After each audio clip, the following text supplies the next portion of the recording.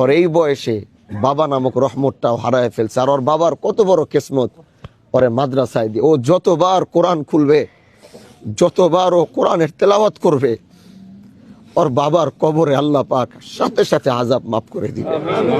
এজন্য এই সন্তানটা, ও এখনো ছোট, নাবালেগ বাচ্চা এখনো।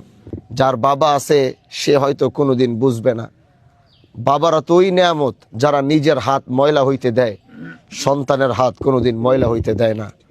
বাবারা তো ওই নেয়ামত, এক জুতা তালি মারতে মারতে ওই জুতায় তালি মারার আর জায়গা নাই, তারপরও নিজের জুতাটা তারা কোনোদিন চেঞ্জ করে না।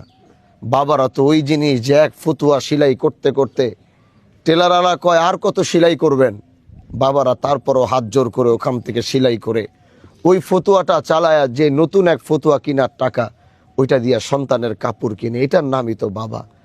এজন্য আজ যারা বাবা হারিয়েছে তারা জানে বাবার মাথার উপর থেকে ছায়াটা চলে গেলে সমাজ পরিবর্তন হয়ে যায়, মানুষগুলো কেমন যেন পরিবর্তন হয়ে যায়, আপন রক্তের ভাইরাও তাদের ব্যবহার কেমন যেন পরিবর্তন করে ফেলে। এজন্য আল্লাহর কাছে দোয়া করি সন্তানগুলোর জন্যে। আমার তো বাবা আছে, আমার মাও আছে, কিন্তু যখন কোনো বাবার জানাজায় এসে আমি দাঁড়াই, তখন বারবার আমার বাবার কথা মনে পড়ে যে আল্লাহ, কোনো দিন কি আমার সামনে এরকম আসবে যে আমার বাবা শুয়ে থাকবে, আমি দাঁড়ায় থাকবো। এই জিনিসটা আমি কল্পনায় আনলে আমার শরীর হাত পা কেমন যেন কাঁপতে থাকে। এজন্য আল্লাহ পাকের কাছে দোয়া করি পৃথিবীর যেই বাবাগুলো বিদায় নিয়ে চলে গেছে, পৃথিবীর প্রতিটা বাবাকে যেন আল্লাহ মাফ করে দেয়। আমাদের মতো এই গুনাহগারদের যাদের বাবা পৃথিবীতে আজ বেঁচে আছে, আল্লাহ যেন প্রতিটা বাবাকে নেক হায়াত ও সুস্থতার জিন্দেগি দান করে। এই বাচ্চাটা ছোট, এদিকে আসো, দেখেন ছোট্ট একটা ছেলে মাদ্রাসায় পড়ে, জামিয়াতুস সুন্নাহয় পড়াশোনা করে। এই বয়সে তো বাবা কি জিনিস ওর বুঝার কথা ছিল। আমরা তো এই বয়সে দৌড়ায়া বাবার কাছে গেছি, মার কাছে গেছি, কিন্তু এই সন্তানটা আজকে ওর এই বয়সে বাবা নামক রহমতটাও হারায় ফেলছে। আর ওর বাবার কত বড় কিসমত, ওরে মাদ্রাসায় দিয়ে ও যতবার কোরআন খুলবে, যতবার ও কোরআনের তেলাওয়াত করবে, ওর বাবার কবরে আল্লাহ পাক সাথে সাথে আযাব মাফ করে দিবে। এজন্য এই সন্তানটা ছোট, ও এখনো ছোট, নাবালেগ বাচ্চা এখনো।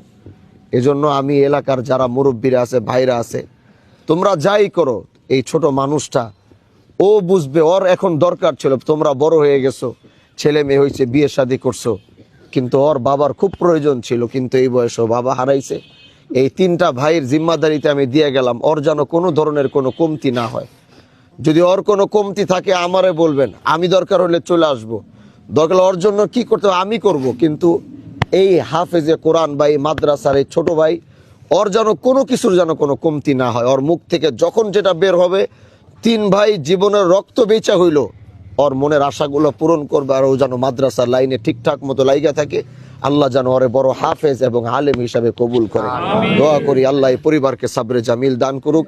আমি বলছিলাম জানাজাটা ওদের মধ্যে পড়াইতে, কিন্তু ওর মার খুব শখ যে বাহাদুরপুরের কেউ জানাজাটা পড়াও, তখন আমি রাজি হইলাম যে ঠিক আছে তাইলে আমি পড়াই।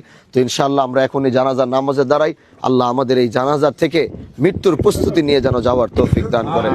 নাসরুম মিনাল্লাহ ওয়া ফাতহুন করিব ওয়া বাশশিরুন।